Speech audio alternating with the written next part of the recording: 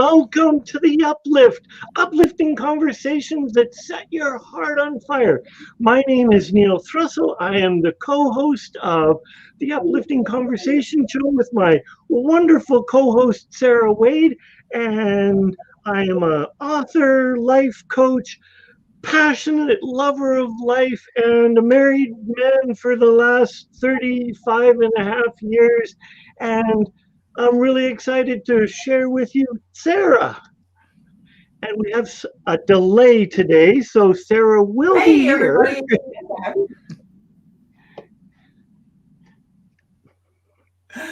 Yeah, we've got fun with technology with a few breaks back and forth. So guys, if you're watching and there's an interruption, please first, I'm sure you understand.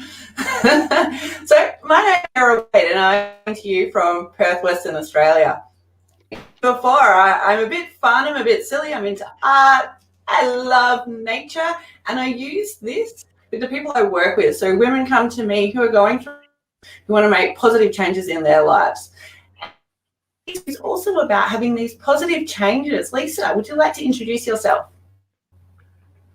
Sure. I'm so delighted to be here with you, Neil and Sarah. I'm Lisa Mannion, and I'm known as the Business Marketing Architect. I'm the president of Right On Creative. And I guess my claim to fame, well, there's a lot of them, but I think the most important piece is that I have a different spin on marketing. I teach people how to create marketing messages with integrity, with a values-based challenge, solution, and invitation communication framework where we focus on passion points instead of pain points. And well, that's only her business part is only one of the tiny reasons why I love Lisa.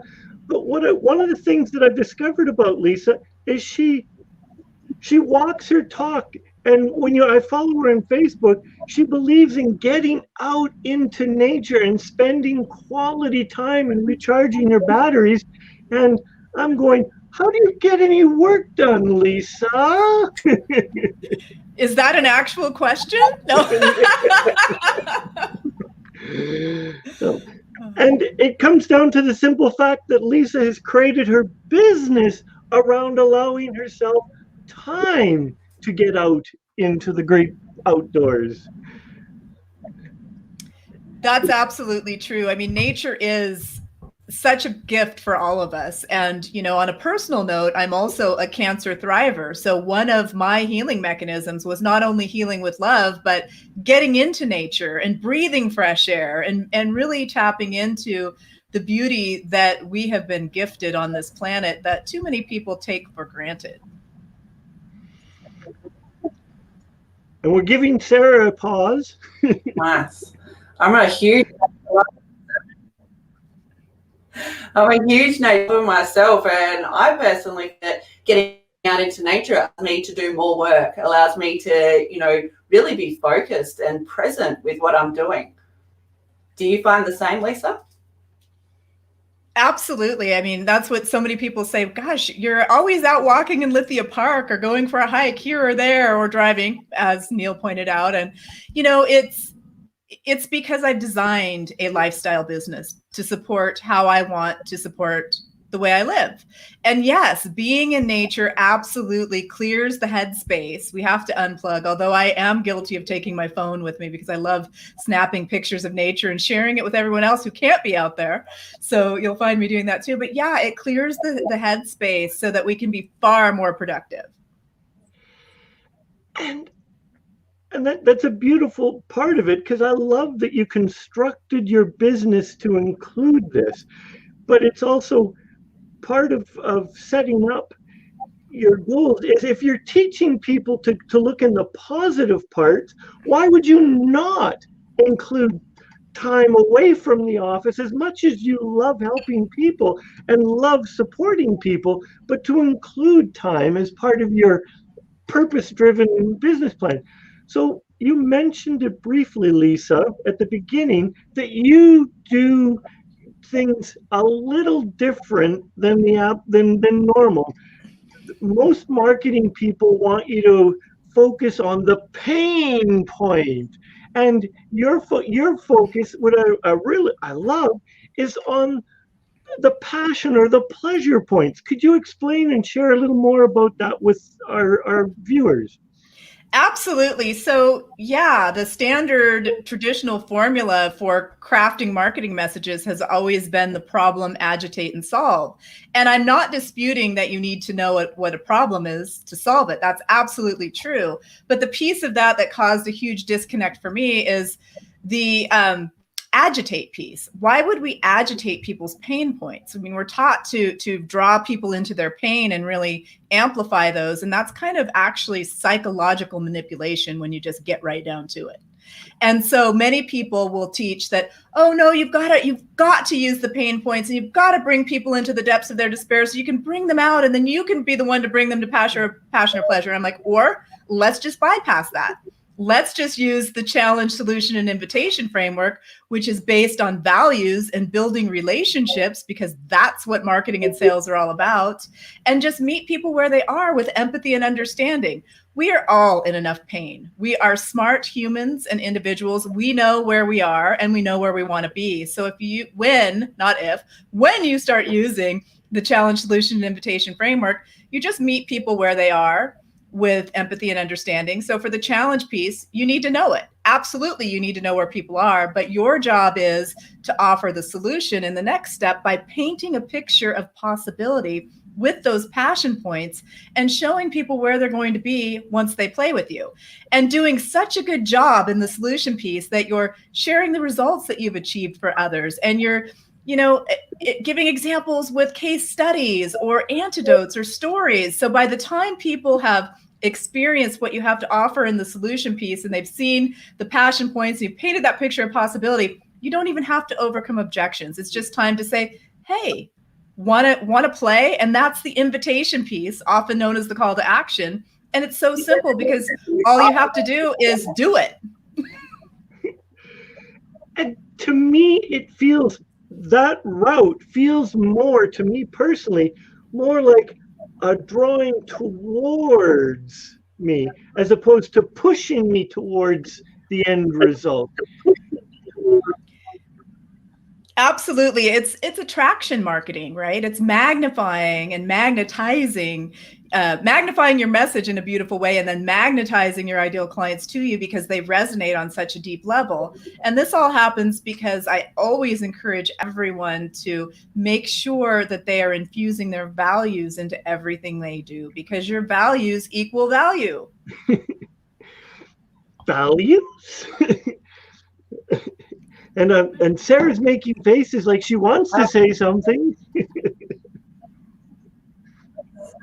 I'm making faces like I absolutely agree. Yeah. The beautiful understanding of pushing people, pulling people or pushing people, why not let them choose what they want to do? Yeah. Like, I prefer passion over pain. I'm curious what our audience would prefer.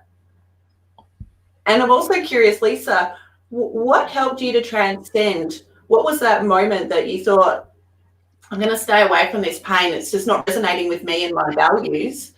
And how did you actually move into that pleasure point, that beautiful attraction marketing that you were talking about?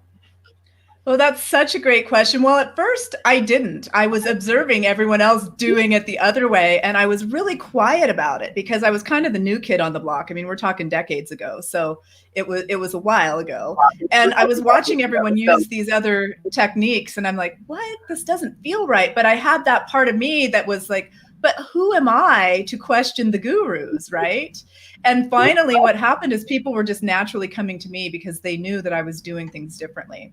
And they would share with me, well, Lisa, you're clearly doing things differently, and we don't know what to do because we spent all this money with these marketing experts and copywriters, and we've got all of our pain points mapped out, but people aren't buying. And so we'd review their content, whether it was on a website or a brochure or whatever marketing material it might be. And I'd say, well, that's very interesting. Let me ask you something. What framework or what formula are you using? And typically it was the problem, agitate, and solve. And I would say, well, When you look at your own copy, is this how you would want someone to talk to you if you were inviting them to do business with you or inviting them to play? And they'd stop and say, oh my gosh, no, I guess not. And that's when I said, okay, let's roll it back. Let's dive back into our values. Let's talk to our audience as if they're friends, as if they're people we really want to play with and do business with and build those relationships. And that shift really changed things. And so to get to your point, I just kind of did it, Sarah, very naturally and organically and intuitively for a very, very long time until I was invited to be featured on the cover of Aspire magazine. And the publisher of that magazine, Linda Joy, said, Lisa, I need you to tell us exactly what you're doing. And I thought, oh my gosh, that's interesting because I just do this intuitively. And so at that point, I had to sit down and really think about it. And that's when I named my framework. And I share this because it's so important to name it and claim it.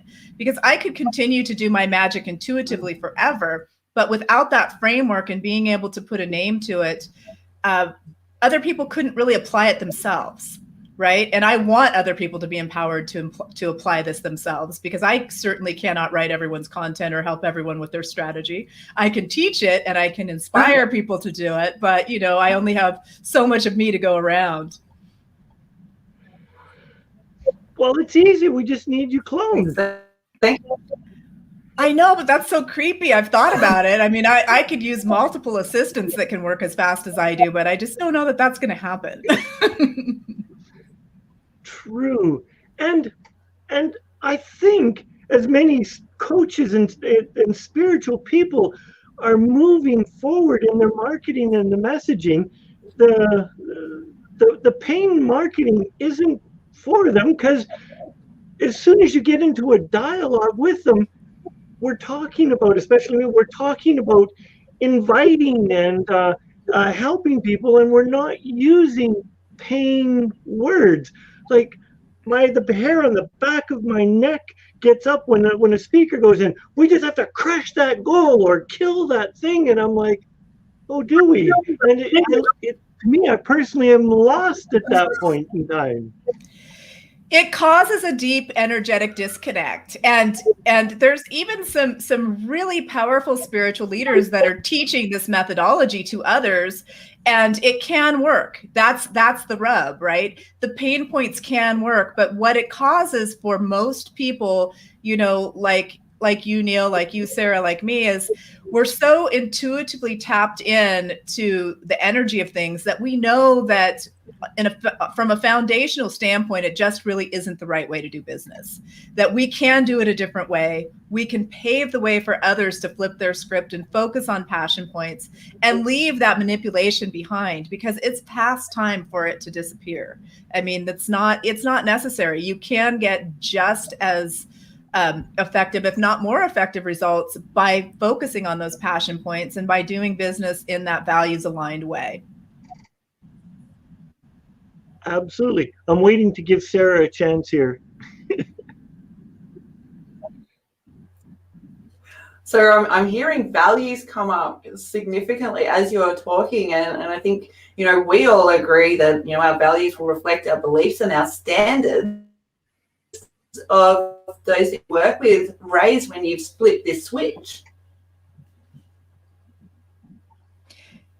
Absolutely. And this is the thing. It's like everything is energy. We know this. So when you're focusing on passion points, it raises that vibration. When you flip the script and you're focusing on passion instead of pain, you're also attracting a higher caliber of clients. And you're attracting people who are aligned in their values, so that we can all do our part in whatever our magic is, because we all have a contribution to the world, but we can all do our part to start heal those broken threads of humanity. And the interesting thing about the passion or the pain point marketing is that people have been psychologically brainwashed to think that it's okay. I mean, I've sat in so many meetings where the first question is, well, what is the pain point of your ideal clients, and how are we going to get in there, and using that really aggressive language, and right there they lose me. And I think they're just using it as a common thing, and it's not. It's autopilot. It's programmed. It's not really from the heart. And so when people step back and really start claiming their own voice and not following the masses blindly. And it took me a while. I'm not trying to be critical as I share that. I was learning from the best of the best who taught this.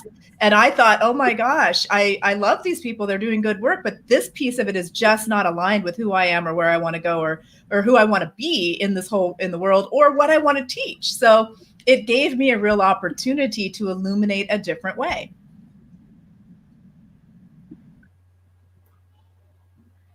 For me, I've got these images of puzzles in my head. You puzzle together and play somebody else's jigsaw puzzle to fit your own, and they're the wrong colors, the wrong shapes, the wrong sizes, and it just doesn't fit, and you feel a bit icky about it.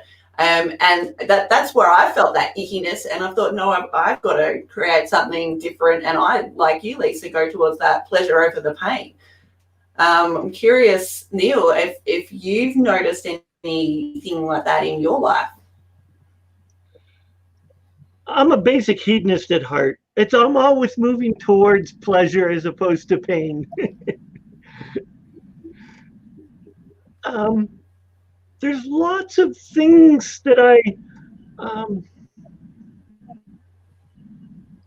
in the perfect world, I'm just a jumble of thoughts right now. I'm like I've lost complete focus because I just all of a sudden thought, and I'm going to share with you, I'm going skiing tomorrow. And it's like, to me, I'm just lost all focus when I thought of that I was going to be outdoors and not working tomorrow. I'm going to be completely transparent and honest, like, poof, thought gone. Well, that's good. You're focusing on those passion points and the pleasure, and that's fantastic. And it's so interesting. What I find with many of the, especially mission-driven, heart-based light workers and healers, people that I work with, and they're not all light workers and healers, but I have this magic where I can help bridge the gap between spirituality and marketing, especially when they hear the challenge, solution, invitation framework and the passion points, because I've actually had people tell me that just spending 20 minutes with me and hearing that they don't have to poke at pain points and that they can do things on their own terms has removed energetic blocks that have just kept them stuck for decades and not being able to really claim their voice and own their magic and do what they were meant to be. So that excites me. That gets me really fired up, because if I can help do that so more people can step into their full power and their magic and do things aligned with their values and their truth, I mean, that's beautiful. I mean, what else is there? Absolutely. Because when our marketing matches the way we speak, because sometimes it doesn't, when we're dealing with pain points, sometimes when our values and our marketing and all match and they're the same, doesn't matter whether you're on stage or off stage, life is just easy. Yeah, I would have to agree with that. And one of the biggest disconnects that I have found when I'm helping people with their messaging and their strategy to get everything dialed in is that the biggest disconnect is a misalignment between their personal values and their business values. And sometimes people feel like those have to be separate. And I'm a firm believer that business is personal. And so if there's a disconnect, it's because people have been coached or taught to do something in their business that is not aligned with who they really are. They're doing it because they think it will make them money and they don't feel good about it. And so they're not really achieving the success that they could. I'm not saying that they're not achieving a specific level of success, because you can still get results. But when you get everything magically aligned, those values are aligned, and you're really using frameworks that work, it's so important. It's kind of the missing piece. Sarah was talking about puzzle pieces and trying to, fit pieces that don't belong in. And that's what happens when we simply follow a formula or a framework that doesn't feel aligned to us, and we don't stop to basically question everything and break the trance and challenge the status quo and engage critical thinking. Absolutely. I'm waiting for Sarah, giving Sarah an opportunity to jump in. Well, thank you, Neil. Yeah, look, Nikki's just popped on and said playfulness is definitely important and fun. And I 100% agree. If we don't include play in our lives, our ability to actually problem solve and to think clearer, and why not go out and remember as a kid you used to maybe jump in puddles or on leaves to hear that crackling sound? Why not do this as an adult? You know, we can incorporate play in so many ways, be it inside or outside. So go have fun, do it. Bring joy and spark into your life. This is me speculating. I think one of the next greatest inventions or workshops that's going to occur is called adult camps. To bring their youth. Like we all used to go to the summer camps, adult summer camps will be coming back in to help deal with all of those people that have been so serious all of their life and they need to learn to play and they just don't know how. So they'll go to the adult play camps. I think we need that more now than ever. You know, as things open up, there definitely needs to be more play. I think everyone is ready for that. And I also believe that when your values are fully aligned, that your work can be play. I mean, I call it play. Usually, you know, like when I talk to a client, hey, let's play, or a potential client, and they're like, play? I'm like, yeah, we'll get work done, but we're going to have fun doing it. Absolutely. You're talking to an therapist, but that is literally all I do is I ask people to play in the most amazing ways, whether it be with foil or paints or sand or toys. You know, it's a really cool way of getting things that are in your mind out and expressing yourselves and really understanding internally in an external world. Seriously, do you find when you're playing with your client that you have a similar interaction with this play? Well, in a sense, but it's really more with words, right, and strategy. So I'm the person who can put all the puzzle pieces together and make things make sense for people. So it relieves stress and anxiety for my clients. And they're like, oh, this isn't as hard as I thought it was. I'm like, absolutely, it isn't. So, you know, in that context, it's playing in a different way, but I do love what you're doing, Sarah, and I want to dig in and learn more about that because I personally love playing with paints and doing different things like that and sparking my creativity, because that also is something that gives your brain a boost to be far more productive and to come up with even more creative ideas.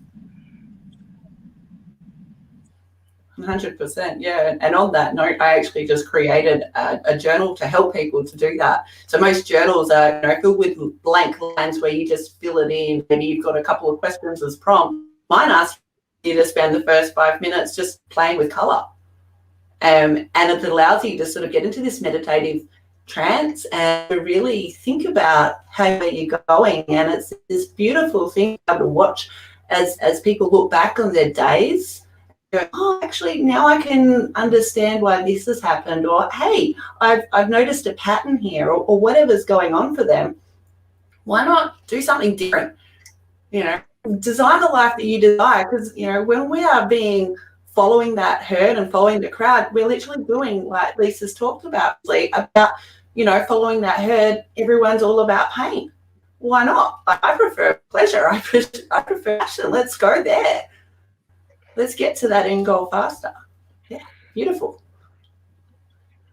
About 6 years ago, my wife and I were leading a workshop, and we're out in nature. Everyone in the group is sleeping in teepees, and we're doing community meals. But we had just come through some really, really serious personal growth work. And we're walking along in the river, and I come up to some mud. And one of the ladies was very particular that she needed to be clean. I flicked some mud at her. Needless to say, there was a great deal of mud flinging going on, and it was so beautiful to hear this childish and childlike giggle come from her, and it was like right from her soul. Like everyone ganged up on me. It was me against everyone else because I They needed someone, and I didn't mind, but I did mind the freezing cold water because they would not let me go shower as punishment in the warm shower. I had to bathe in the river, but it was so worth it. Sometimes people do need a little push to start playing. And yeah, it was beautiful. So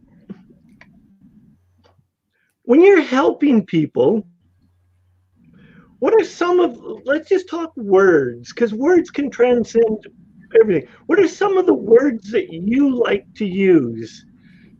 Positive words. Like I just naturally use like awesome, heartfelt, passionate, and I like to use the word I love you. What are some of the words that you love? I like to use. You know, it's all very, very different and unique to each of my clients, right? Because I like to infuse whatever their values are into what they're doing. And one of the things that I do with when I'm playing with clients is I tap in energetically to not only their energy, but the soul of their business to help them really capture their voice. And I always have them think about word choices and also think about the stories that they're telling, because we're all shaped by different worldviews. And sometimes people will use an example that not everyone can relate to. And so I have to bring people back into thinking about not only do we want to share what's on our heart and infuse our values and bring all of our energy to the forefront in our marketing messages, we also want to make sure that it's really resonating deeply with the people that we're meant to serve, right? I mean, earlier you mentioned a few of the words like really crushing it and the real push marketing, and a lot of people call that kind of bro marketing, and it's fascinating to me. So words that I like to use are anything that's positive. Of course, passion points, big favorite of mine. Integrity, very big. The other thing is whatever words you choose to use, make sure they're really energetically aligned with you and who you are.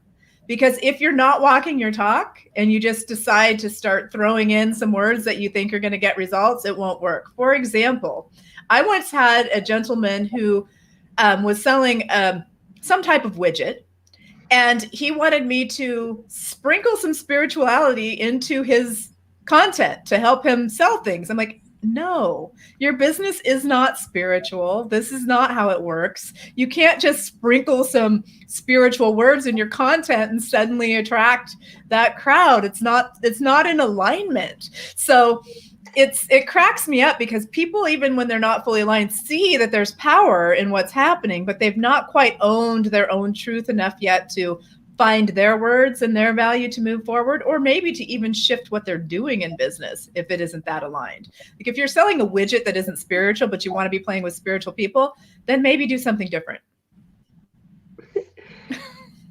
Yes.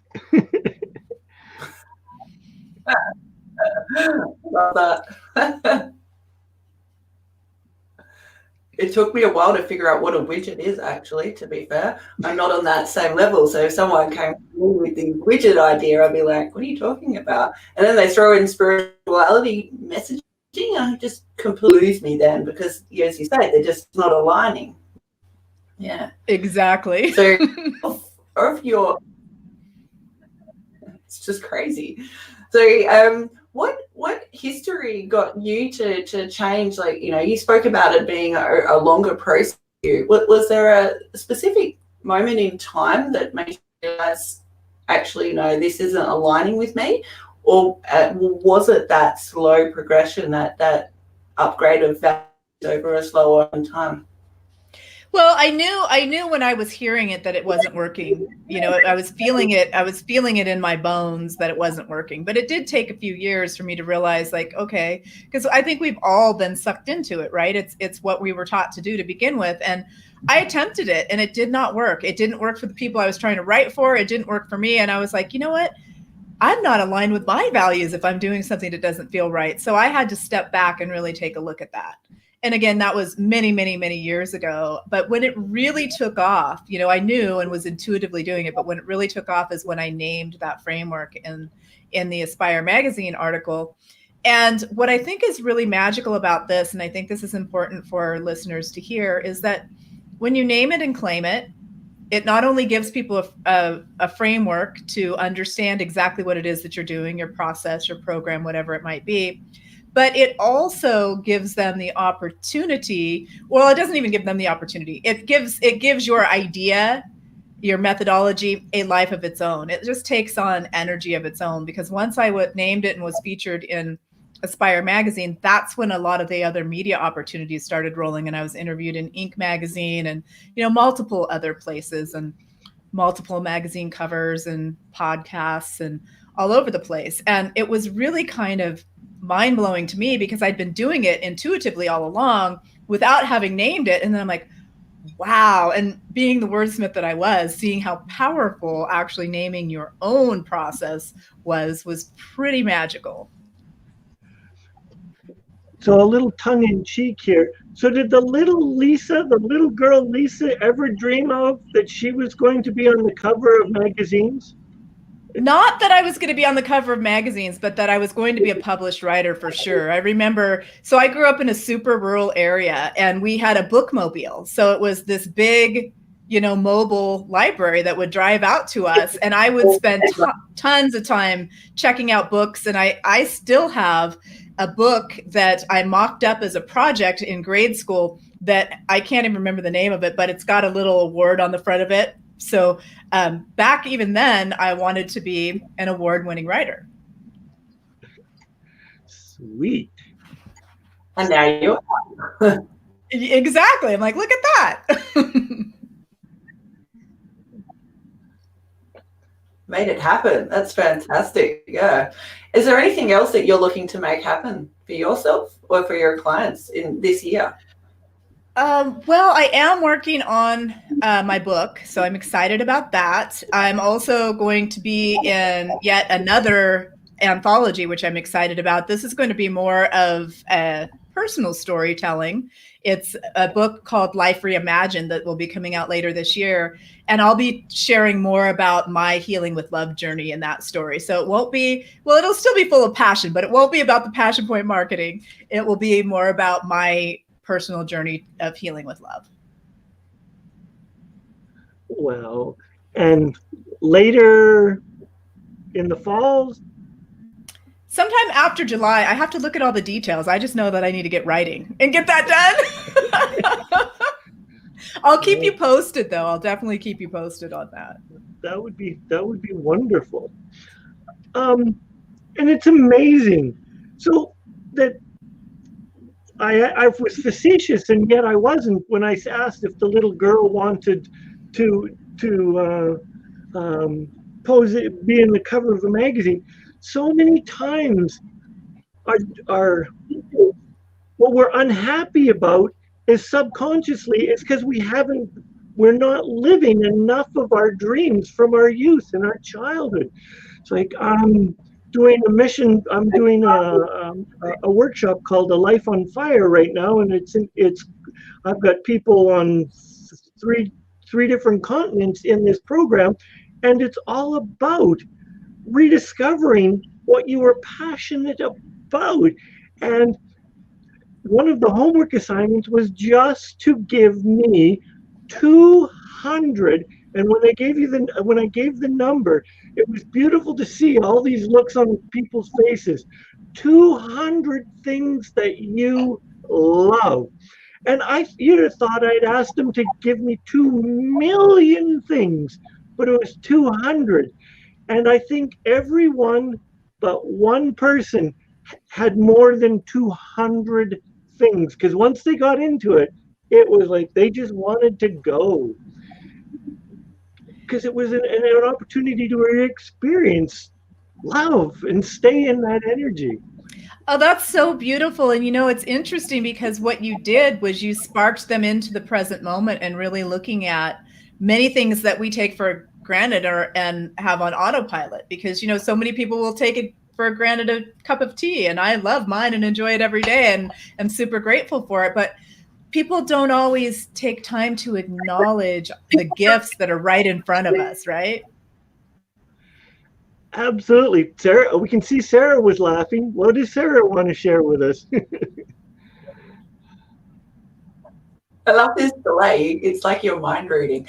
Yeah, I was curious on that list, Neil. Did you find many people put themselves in there? And if they did, what order do you get to go? Actually, I do love me. I love these things about me. Yes, they did, but it was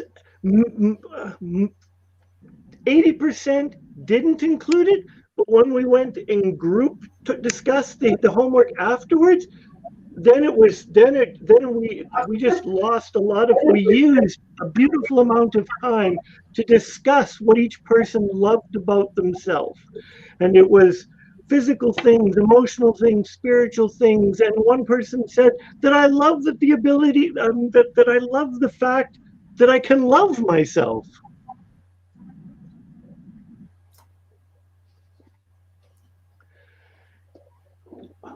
I love this awkward silence. Beautiful. Well, I knew Sarah was getting ready to say something, so I was waiting for the delay to come through. So I want to hear what she has to say. Yeah, well, on that, it was interesting, that delay and then that beautiful share moment. I was in a mastermind and we were asked to thank ourselves.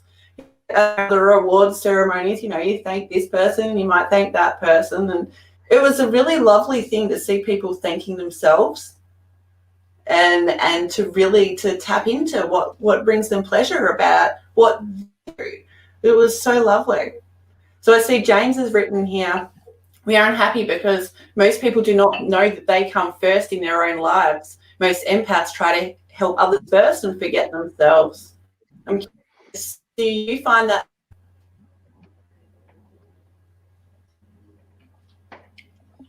Yes, Sarah, I do find that to be very true, actually. I've seen that so many times, even with myself, when I went through my own healing journey, I had to, that's when I realized, wow, facing mortality is not for the faint of heart. Like, this is it. We got to figure out how to heal with love and put myself first, because I'm very good at giving to others. I'm now learning to perfect the art of receiving. That's it. That's a beautiful lesson too. Because who do the givers give to if there's no one to receive it? Yeah, and it becomes, there is an art that most people have to learn in graciously receiving.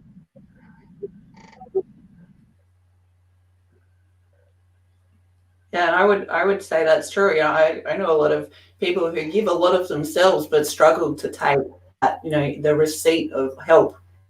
And it's this beautiful journey between self and others as we move forward with our values and with our beliefs. It's a real thing of beauty to see people as they transverse this self-others sort of really find themselves become happier and happier. Yeah.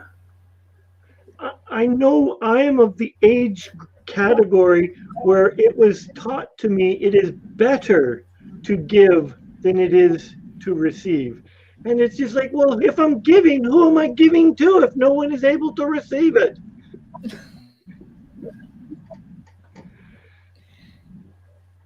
What the conundrum. Yeah. So if our audience know, what is something that they would like to give, or perhaps what is something they would like to receive this week? It could be something that you're doing for yourself, or it could be something that you're doing for others. But I think a lot of us find if we don't actually schedule things like me time and a range of other things, if we don't schedule to give or to receive, then we miss out. So simple little things like, a message to someone, or a flower, or hey, let's go out and walk in nature. There's so many ways that we can give and receive to one another. Have you got any good ways that you can share how to give and receive? Well, certainly. I mean, Neil touched on this, and I've created a lifestyle business to support myself. So when I start feeling out of balance, like I'm scheduling far too much work, then I definitely schedule playtime or I schedule massages. And honestly, scheduling massage is both it's both giving and receiving, because you're supporting the person who's doing that for you, helping them, earn their living in a beautiful way that's a healing modality. So that's definitely one of the ways. And there's so many ways that we can give by volunteering with various organizations, or even just donating to causes that we're very passionate about.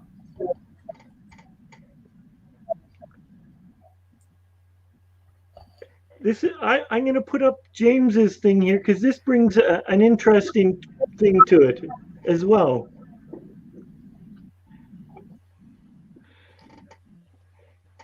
Oh, interesting. So yeah, he's saying I was in the era too. Giving is better in one case, but you can't give if you don't have. Yes, that's it.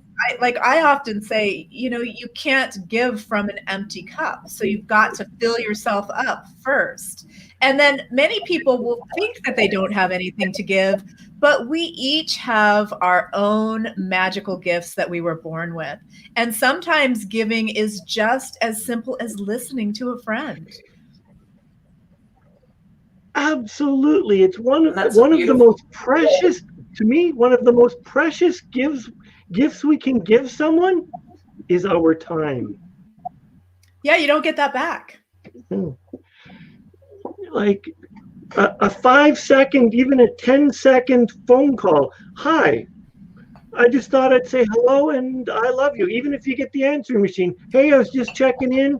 I just wanted to say hi. Done. And we never really know what a positive impact we can have on people, because so many people are struggling with their own situations and not sharing. And so being a true friend or a colleague, or even an acquaintance, and taking that next step to create a deeper friendship is so powerful.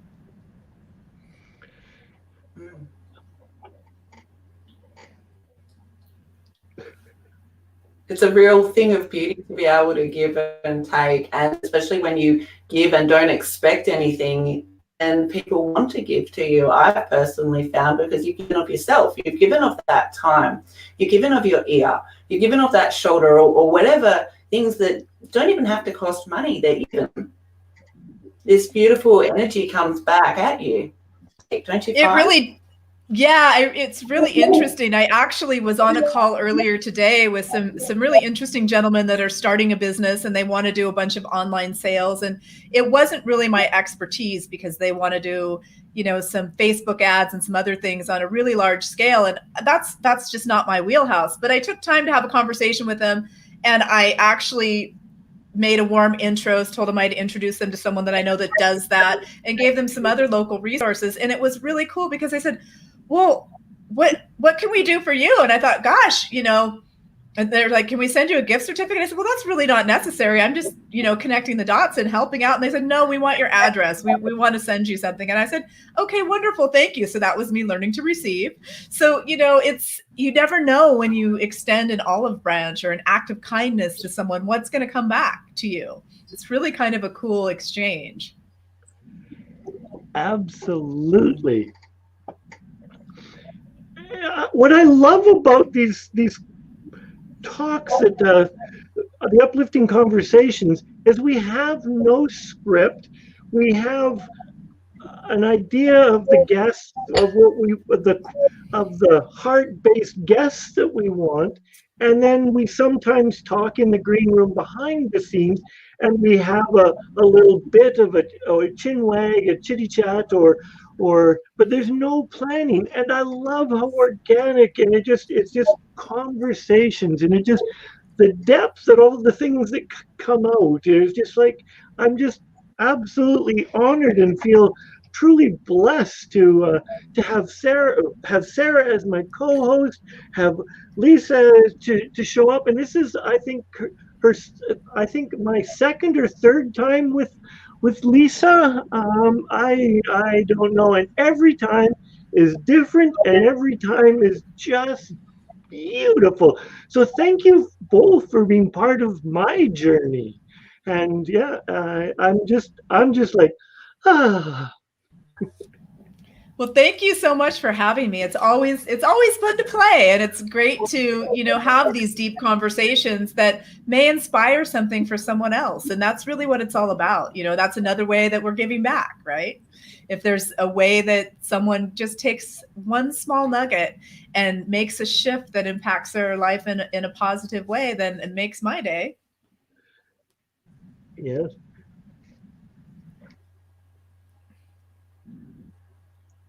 It's like a beautiful wave of giving and to ourselves to receive. It's so wonderful. That little nugget, it's that little piece of sand on the beach. These new waves come and crash in. This little grain of sand can be transformed into anything. As humans, we can create. And we can turn it into a sandcastle, or you see little kids making little mermaid legs, tails. It's this where we can go with little things is just beautiful, and having no intention behind is a lovely way to explore as well. Yeah. So I know that I'm going to explore a bit of nature today. What are you going to be doing? Are you going to be getting out into nature, Lisa, or are you stuck in an office?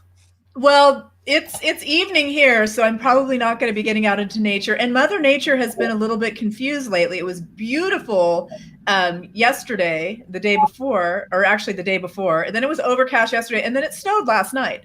So I'm not sure what's happening, but I will be getting out tomorrow and definitely going for a walk. And the other thing that I like to do as well is I like to go to exercise classes, and those are starting to open up here again. So yay!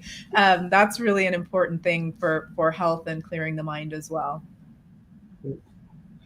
And for me, it is almost 8:30, so I'm finishing packing to go skiing tomorrow, which got me so flustered in that because I was like, yeah. And actually, I'm going with one of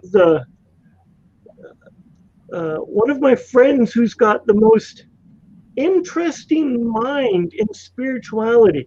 He's like a David Hawkins.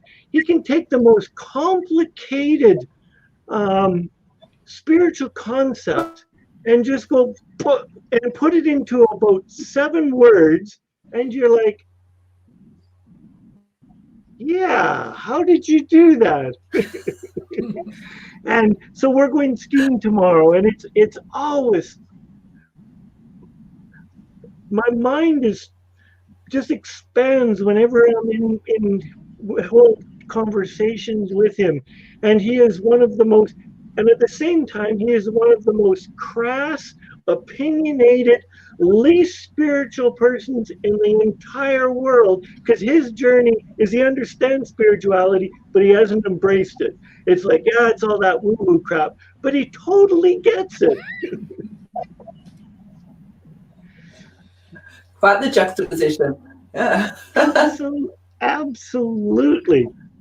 And it's so good to have friends that have diverse thoughts and ideas and backgrounds and all of that. I have such an eclectic collection of fabulous people that make up the tapestry of all my friendships. And I just am so appreciative of each person's uniqueness.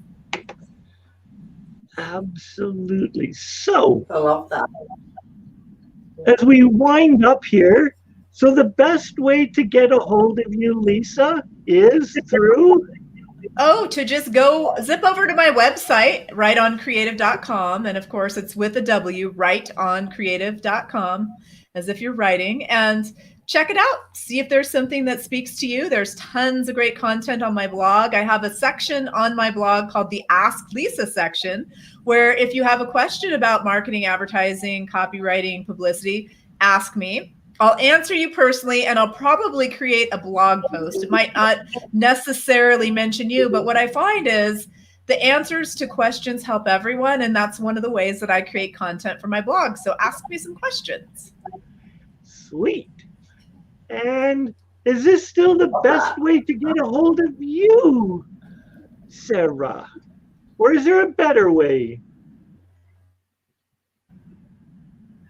No, let's go with Facebook. I'm on other platforms as well, but you'll find me having lots of fun in and out of the scenes of Facebook, on Instagram, and yeah, just get a hold of me. Fun. Let's go play together. I have to say that I love Sarah's Instagram. Like I follow we're on Facebook, but I take great joy in going to see what is now showing up on Instagram because there's music and all of the movement in that you don't see in Facebook.